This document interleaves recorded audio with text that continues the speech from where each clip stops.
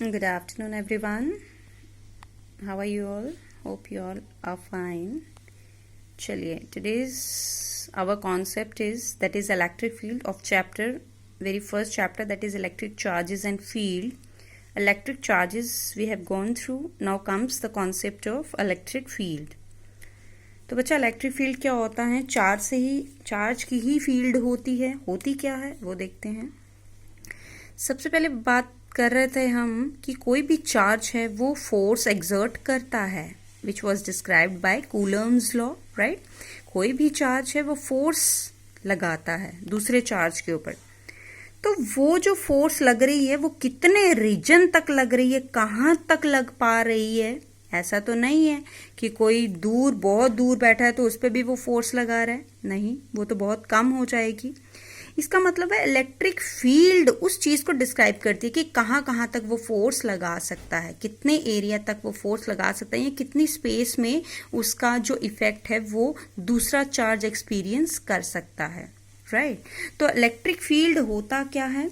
Is defined as the region around a charge. किसी भी charge के अराउंड एक स्पेस होती है up to which its effect can be experienced by other charge. Like we are having a single charge here. Let us consider we are having a charge Q here, right? तो इसके इर्द गिर्द की space या reason जहां तक ये दूसरे चार्ज के ऊपर फोर्स लगा सकता है, लेट इट बी, मैंने यहाँ कोई Q नॉट चार्ज रखा है, तो if they are similar, let it be, दोनों के बीच का डिस्टेंस R है, तो ये इसके ऊपर रिपल्सिव फोर्स लगाएगा, राइट। बच्चा अगर यही चार्ज, अगर मैं इसका स्फीयर ऑफ इन्फ्लुएंस थोड़ा सा इंक्रीज कर दूं, मैं बोल रही हूं कि ये थोड़ा और यहां तक, तो late it B Q not, अगर चार्ज यहां हो तो फोर्स वो क्या होती जाएगी? डिक्रीज होती जाएगी। क्यों? जितना चार्ज उसके क्लोज होगा उतनी वो ज्यादा फोर्स लगाएगा, और जैसे जैसे दूर जाता जाएगा चार्ज वैसे वैसे ये फोर्स घटती जाएगी। इसका मतलब इलेक्ट्रिक फील्ड इस स्फीयर जो मैंने बनाया है चार्ज के इर्द गिर्द, ज्यादा फोर्स कहाँ स्ट्रांग है? जो चार्ज इसके ज्यादा करीब होगा। जैसे जैसे चार्ज इसके दूर जाता जाएगा वैसे वैसे इसकी फोर्स डिक्रीज होती जाएगी। इसका मतलब है चार्ज के इर्द गिर्द ऐसी स्पेस जहां तक दूसरे चार्ज के ऊपर फोर्स एक्सपीरियंस कर सकते हैं, राइट। और जैसे जैसे बच्चे हम चार्ज को और दूर लेते जाएंगे वैसे वैसे फोर्स क्या होती जाएगी? डिक्रीज होती जाएगी, राइट। जैसे हम बात कर लेते हैं, जब टीचर क्लास में बोलता है तो जो फर्स्ट डेस्क वाले बच्चे होते हैं उनको बिल्कुल ज़्यादा सुनाई देता है, क्लियर सुनाई देता है। जैसे जैसे बैक बेंच तक पहुंचते हैं वैसे वैसे आवाज़ डिक्रीज हो जाती है, वॉल्यूम कम हो जाता है, ठीक है। Same is the case with this also. Charge के जितना कोई करीब होगा उस पर उतनी ज़्यादा फोर्स आएगी, जैसे जैसे वो चार्ज उससे दूर होता जाएगा वैसे वैसे उसकी फील्ड भी घटती जाएगी, ठीक है, और उस पर फोर्स भी घटती जाएगी। और इलेक्ट्रिक फील्ड जो है वो एक वेक्टर क्वांटिटी है, उसकी डायरेक्शन सेम होती है जैसी डायरेक्शन इस फोर्स की होगी, ठीक है। जैसी डायरेक्शन फोर्स की होगी वही डायरेक्शन इलेक्ट्रिक फील्ड की होती है। तो हमने क्या देखा? Electric field is defined as the region, इस चार्ज के इर्द गिर्द का रीजन जहां तक दूसरे चार्ज के ऊपर फोर्स वो लगा पाएगा। जितना उसके करीब होगा उतनी ज्यादा फोर्स लगेगी, जितना दूर होगा उतनी कम फोर्स लगेगी। और जो भी चार्ज इस रीजन में आएगा, मान लो इस रीजन में सबसे ज्यादा स्ट्रांग है, इतने रीजन में, तो जितने भी चार्ज इस रीजन में हम लगाएंगे उन पे सबसे ज़्यादा स्ट्रांग फोर्स होगी। जितने भी चार्ज हम इसमें रखेंगे, थोड़ा वो आगे चला गया, थोड़ा सा रीजन हमने इंक्रीज कर दिया, एक्सटेंड कर दिया, तो फोर्स उस पर डिक्रीज हो जाएगी। तो चार्ज के इर्द गिर्द की जगह जहां तक वो दूसरे चार्जों पे फोर्स लगा सकता है। Clear? This is your electric field. और एक सिंगल चार्ज की जो बचा फील्ड होती है वो हमेशा स्फेरिकल सिमेट्रिक होती है, स्फेरिकली सिमेट्रिक, इसे हम बोलते हैं स्फेरिकली सिमेट्रिक, क्योंकि एक स्फीयर है या एक हमने सिंगल चार्ज रखा है, ऑब्वियसली वो हर डायरेक्शन में सेम फोर्स लगाएगा। जितना जिन जिन जिन चार्जेस का सेम रेडियस होगा उन पे सेम फोर्स लगेगी, चाहे वो चार्ज यहाँ होता, चाहे वो चार्ज यहाँ होता, चाहे वो चार्ज यहाँ होता, क्योंकि रेडियस सबका बराबर है तो फोर्स भी सब पे बराबर लगनी थी, कूलम फोर्स सब पे बराबर लगनी थी। क्लियर? जो भी चार्ज इस स्फीयर पे होंगे उन पे बराबर फोर्स लगेगी, बट ज़्यादा फोर्स किन वाले चार्जेस पे होगी? जो अंदर वाले स्फीयर पे हैं। तो इस चार्ज की इलेक्ट्रिक फील्ड हमने कैसे रिप्रेजेंट की?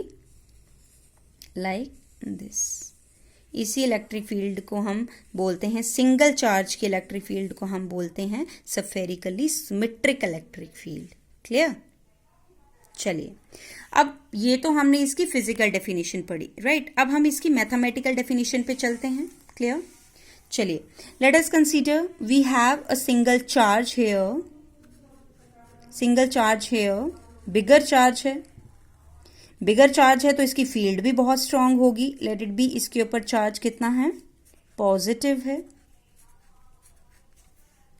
और जिस चार्ज की फील्ड हम देख रहे होते हैं बेटा, उसे हम बोलते हैं सोर्स चार्ज, क्योंकि वो इलेक्ट्रिक फील्ड प्रोड्यूस कर रहा है। लेट अस कंसीडर, कोई यहां पे मैंने P पॉइंट लिया, उसके ऊपर मैंने कोई चार्ज ले लिया Q0 चार्ज। तो इस चार्ज के ऊपर या इस P पॉइंट के ऊपर जहां मैंने Q0 चार्ज रखा है, मुझे इसके ऊपर कितनी फोर्स Q एक्सर्ट कर रहा है वो मुझे देखनी है। लेट इट बी दोनों positive and that force will be repulsive in nature. Let दोनों के बीच का डिस्टेंस कितना है? R है। तो जिस चार्ज के ऊपर इलेक्ट्रिक फील्ड नोट करनी है कि कितनी फोर्स सोर्स चार्ज लगा रहा है, उस चार्ज को बेटा हम बोलते हैं टेस्ट चार्ज। क्या बोलते हैं? टेस्ट चार्ज, क्योंकि उसके ऊपर हम टेस्ट कर रहे हैं कि ये वाला जो सोर्स चार्ज है, बिगर चार्ज है, वो कितनी फोर्स लगाएगा, कितना स्ट्रांग फोर्स लगेगा। तो उस चार्ज को बोलते हैं टेस्ट चार्ज, जहां हम इलेक्ट्रिक फील्ड को चेक कर रहे हैं। जो प्रोड्यूस कर रहा है that is the source charge, जिस पे इफेक्ट नोट किया जा रहा है that is the test charge. And remember, your test charge should be very much less than your source charge. क्यों? अगर आपका सोर्स चार्ज छोटा हो गया टेस्ट चार्ज से, तो फिर ये इसके चार्ज को इफेक्ट कर देगा। क्यों? फिर तो ये स्ट्रांग हो गया, ये इसकी फोर्स को तो देखेगा नहीं, ये इस पे फोर्स लगाना शुरू कर देगा फिर। क्लियर? कहने का क्या मतलब है कि आपका test charge should be very small as compare to source charge, so that it should not effect the charge on the source charge. अगर ये भी स्ट्रांग हो जाएगा तो ये इसको भी इफेक्ट करना शुरू कर देगा, ये इस पे भी फोर्स एक्सर्ट करना शुरू कर देगा। Clear? So source charge should be large as compare to test charge. Right बच्चा? चलिए, अब हम इसकी मैथमेटिकल डेफिनेशन देख लेते हैं। इलेक्ट्रिक फील्ड को इलेक्ट्रिक फील्ड इंटेंसिटी भी बोलते हैं, इलेक्ट्रिक फील्ड इंटेंसिटी भी बोलते हैं, या इलेक्ट्रिक फील्ड स्ट्रेंथ भी बोलते हैं, इलेक्ट्रिक फील्ड स्ट्रेंथ भी बोलते हैं।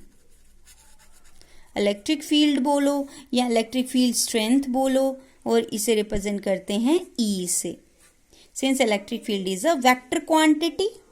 ठीक है, तो इसकी एक डेफिनेशन हम और पढ़ रहे हैं। इलेक्ट्रिक फील्ड इंटेंसिटी या electric field strength is also defined as the force experienced by the test charge, this is another mathematical definition of electric field. या कैसे बोल सकते हैं? Electric field intensity at a point, अगर मैं लिख के दे देती हूं आपको, electric field intensity at a point, जैसे इसकी किस पॉइंट पे? P पॉइंट पे, at a point P is defined as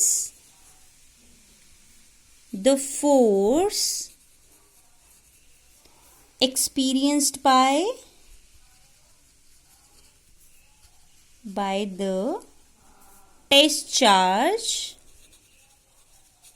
at that point, जिस पॉइंट पे नोट कर रहे हैं, at that point without disturbing without disturbing the charge on source.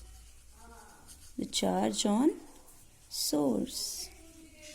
Without disturbing the charge on source, that is Q.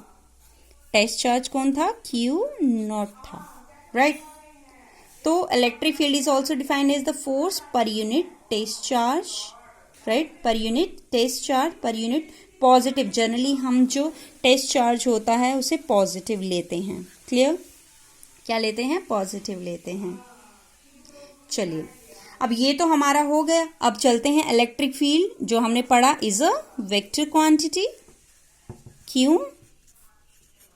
क्योंकि इसकी direction same होती है as that of the force. मतलब ई की डायरेक्शन भी कहाँ हो गई? फोर्स की तरफ हो गई. E is a vector quantity, its direction is same as that of force. Clear? और वेक्टर क्वांटिटी है तो यूनिट आप मुझे बता देंगे बच्चा. यहां से यूनिट बता दीजिए क्या बन जाएगा इलेक्ट्रिक फील्ड का? Unit of electric field. Force का न्यूटन, चार्ज का कूलम. तो न्यूटन पर coulomb is the unit of electric field. Clear? आप डायमेंशंस भी बता दीजिए. डायमेंशंस यहां पे ले लेते हैं. डायमेंशंस ऑफ ई. अब आपने पढ़ा कि इलेक्ट्रिक फील्ड होता है फोर्स अपॉन चार्ज. फोर्स के अगर डायमेंशन याद हो तो मास इंटू एक्सेलरेशन करके कर लीजिए. m1 l1 t-2, right? और चार्ज के, चार्ज में किया था हमने a इंटू टी होता है 1 चल लीजिए. तो क्या बन जाएगा? m1 l1 a -1, 1 से ऊपर गया -1, और यहाँ पे t -2 है, यहाँ t1 है. तो क्या बन जाएगा? t -3, क्योंकि 1 ऊपर जाके -1 हो जाएगा. तो -2 - 1 is -3. This is the dimensional formula of electric field. Clear? Hope you have understood the concept of electric field. फिर से एक बार बोल देती हूँ. इलेक्ट्रिक फील्ड बेसिकली होता क्या है? किसी भी चार्ज के इर्द गिर्द की स्पेस या जगह जहां तक वो दूसरे चार्जेस को इफेक्ट कर सकता है. चाहे स्ट्रांगली इफेक्ट कर रहा है, चाहे कम इफेक्ट कर रहा है, बट इफेक्ट कर रहा है. जितना चार्ज करीब होगा, उस रीजन में जितना चार्ज के करीब होगा उतना फोर्स ज्यादा एक्सर्ट करेगा, उतनी फील्ड स्ट्रांग होगी वहां पे. और जैसे जैसे चार्ज उससे दूर जाता जाएगा वैसे ही फोर्स भी डिक्रीज हो जाएगी और इलेक्ट्रिक फील्ड भी डिक्रीज हो जाएगी.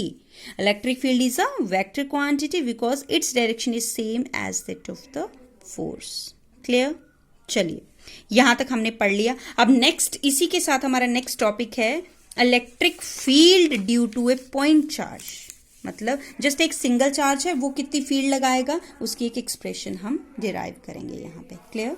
तो क्वेश्चन है हमारा electric field due to a point charge. Paper में नहीं आता है, इतना इंपॉर्टेंट नहीं है पॉइंट चार्ज, बट इसी कॉन्सेप्ट से आप आगे चलेंगे. इलेक्ट्रिक फील्ड का फॉर्मूला आपके पास यहीं से आएगा. Clear? Electric field due to a point charge. चलिए कर लेते हैं. अब हमारे पास बेसिकली फॉर्मूला हमने वही यूज करना है. E is equal to F upon Q0 and Q0 is your test charge. Electric field due to a, let us consider we have a charge here. Capital Q भी रख सकते हैं, small q भी रख सकते हैं. एक कोई चार्ज है, लेट इट बी पॉजिटिव है, और कोई P पॉइंट है, वहां पे हमने क्या रखा है? अपना टेस्ट चार्ज रखा हुआ है. टेस्ट चार्ज को Q0 से रिप्रेजेंट करते हैं. लेट दोनों के बीच का डिस्टेंस कितना है? R है. और अगर दोनों पॉजिटिव हैं तो force will be repulsive in nature. Clear? चलिए, अब सबसे पहले सिंस अकॉर्डिंग टू कूलम्स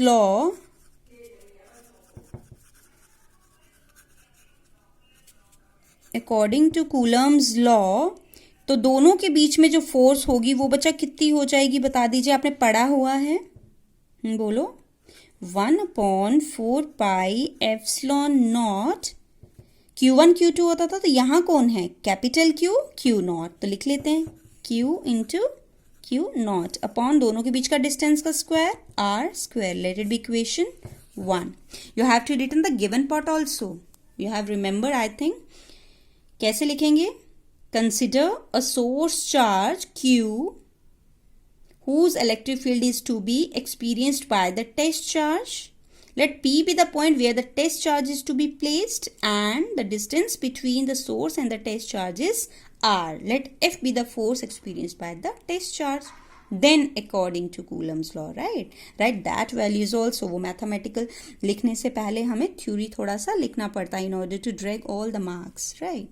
चलिए now बता दीजिए इलेक्ट्रिक फील्ड कितनी आ जाएगी. अभी पीछे पड़ा इलेक्ट्रिक फील्ड का formula force per unit test charge. पीछे पड़ा तो फोर्स ऊपर से उतारिए फॉर्मूला 1/4πε0 Q0/r². और साथ में डिनोमिनेटर में क्या है? Q0. तो Q0 cancel. What will be the answer? 1/4πε0 Q/r². It means the electric field, जो फोर्स का फॉर्मूला था उसमें दोनों चार्ज आते थे, बट इलेक्ट्रिक फील्ड में कौन सा आया? Only source charge. It means electric field is the characteristic of the source charge. It does not depends upon test charge. Electric field is the characteristic of the source charge. की characteristic होती है source charge and is independent. क्योंकि इस फॉर्मूले में source test charge तो आया ही नहीं, तो उसके इंडिपेंडेंट है वो जितना भी हो, लेकिन स्मॉल होना चाहिए source. And is independent of test charge. Test charge के इंडिपेंडेंट है. क्लियर? तो यहां से आपने एक चीज देखी, electric field is inversely proportional to R². जैसे अभी हमने पीछे पढ़ा था. क्या पढ़ा? देखिए, जैसे जैसे R बढ़ता जाएगा, दोनों के बीच का डिस्टेंस बढ़ता जाएगा, फील्ड डिक्रीज होती जाएगी. यहां पे वही है. Electric field is inversely proportional to R². तो अगर दोनों के बीच का बेटू हम ग्राफ ड्रॉ करें, कभी कभी पूछते हैं एक नंबर में, इलेक्ट्रिक फील्ड और R² के बीच में, तो what will be the graph? The graph will be like this. Clear? That is, electric field will decrease as the radius increases. But अगर ग्राफ हमें किन किन के बीच का बनाना हो, इलेक्ट्रिक फील्ड और 1/r² के बीच का बनाना हो, 1/r² के बीच का, then they are linear. Then it will be linear. R² के साथ तो इनवर्स है, बट 1/r² के साथ तो लीनियर है. क्लियर? चलिए, this is your electric field due to a point charge. Force का फॉर्मूला लिखा दोनों के बीच का. Then electric field, force per unit charge, test charge will cancel, तो बन गया सिर्फ source charge. It means your electric field only depends upon source charge. क्योंकि इलेक्ट्रिक फील्ड होती किसकी है? सोर्स चार्ज की होती है. It does not depends upon the test charge. Then inversely related to R². कभी ये भी पूछते हैं, if R is increased by 2 times, then what will be the effect on the electric field? तो use this formula. Clear? चलिए, अब अभी पीछे आपने प्रिंसिपल ऑफ सुपरपोजिशन पढ़ा था, वो फोर्सेस के लिए पढ़ा था. यहां पे आप पढ़ेंगे इलेक्ट्रिक फील्ड के लिए सेम वैसे ही principle of superposition of electric fields. वहां पे फोर्सेस के लिए पढ़ा था, फोर्सेस को सम किया था. यहां इलेक्ट्रिक फील्ड का फॉर्मूला प्लस करेंगे सारा का सारा. क्लियर बच्चा? चलिए, अब क्या बनेगा? तो ले लेते हैं हमारे पास कोई कोऑर्डिनेट सिस्टम.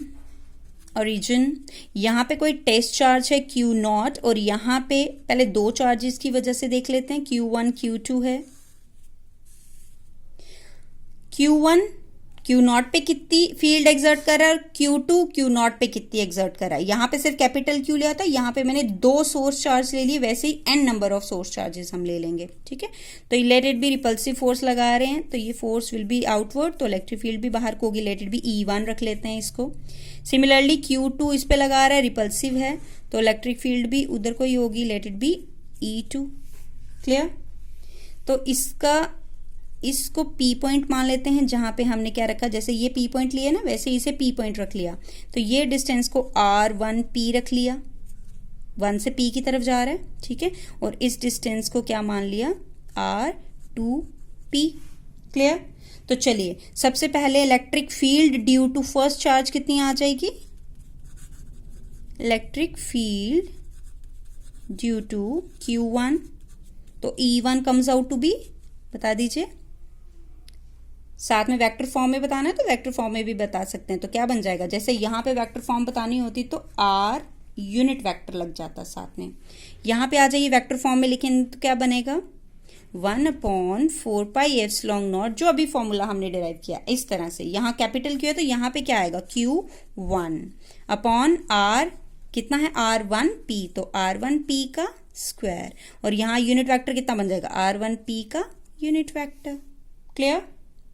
सिमिलरली E2 कितना आ जाएगा 1/4πε0, अब Q2 क्योंकि Q2 सोर्स चार्ज है R2P का स्क्वायर, और यहाँ पे R2P का वेक्टर। सिमिलरली बच्चों nth का करना हो, सो ऑन nth का करना हो तो En comes out to be 1/4πε0 Qn, क्योंकि यहाँ 1 2 अब nth होगा, और यहाँ पे क्या आएगा, जैसे R1P था R2P था, यहाँ क्या आएगा RNP का स्क्वायर, और यहाँ पे भी RNP का unit vector. Clear.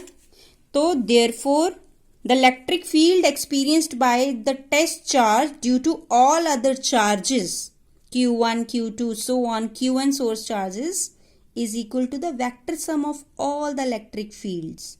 Vector sum of all the electric fields on the test charge. लेकिन वहां पे भी कंडीशन थी, बाकी चार्जेस आपस में इंटरेक्ट नहीं करेंगे, सिर्फ किसके साथ इंटरेक्ट करेंगे, टेस्ट चार्ज के साथ। क्लियर। तो नेट इलेक्ट्रिक फील्ड किसके बराबर हो जाएगी E1 plus E2 plus so on En।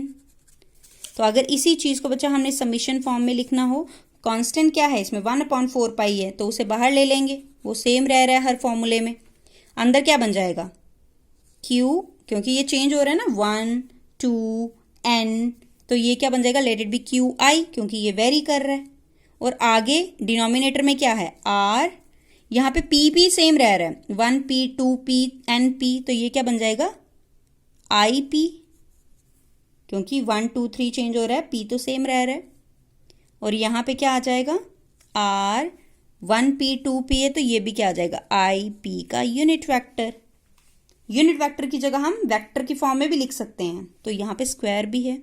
तो I कहाँ से कहाँ जा रहा है 1 से n तक, 1 2 3 सो ऑन n, तो 1 से n तक जा रहा है। बच्चा इसी चीज़ को हम वेक्टर फॉर्म में भी लिख सकते हैं, जैसे पीछे जब चार्ज हमने किया था तो चार्ज में भी हमने लिखा था कि यूनिट वेक्टर को हम कैसे लिख सकते हैं, वेक्टर अपॉन इट्स मैग्नीट्यूड। तो यहाँ कैप की जगह वेक्टर आ जाएगा, तो यहाँ स्क्वायर की जगह क्यूब आ जाएगा, तो उसी तरीके से भी हम लिख सकते हैं। This is the principal of superposition of electric field. क्या बोला principal of superposition of electric field ने, that is the electric field at a test charge due to other charges, that is source charges, is the vector sum of